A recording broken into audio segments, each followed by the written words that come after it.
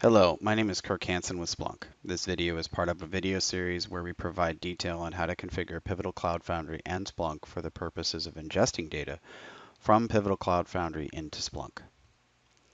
We will also go through how to use Splunk app for PCF, which has several use cases for this data out of the box. In this video in this series, I will be going over a high-level architecture and the integration points therein. Let's get started. Okay, so the video is really broken down into three main points: the Splunk nozzle overview, a health watch overview, which is optional, and the PCF health app itself. The Splunk Firehose nozzle for PCF features include an out-of-the-box integration that allows for data parsing right out of the gate for multiple different PCF event types. It uses the HEC or the HTTP event collector to reliably deliver that data to Splunk directly, and can be used with user-provided SSL certs to make the environment or the forwarding secure. It scales to meet out increasing data volume and the number of apps as well. The architecture looks like this. Cloud Foundry platform has the Loggergator.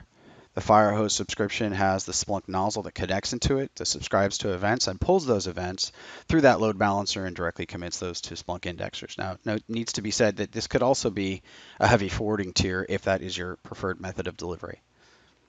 Now, how the Firehose components communicate with HealthWatch is the same mechanism. HealthWatch delivers those metrics into the Loggergator, which the Splunk Firehose nozzle then receives, and then rinse and repeat actually delivers that information down to the indexing tier the same way.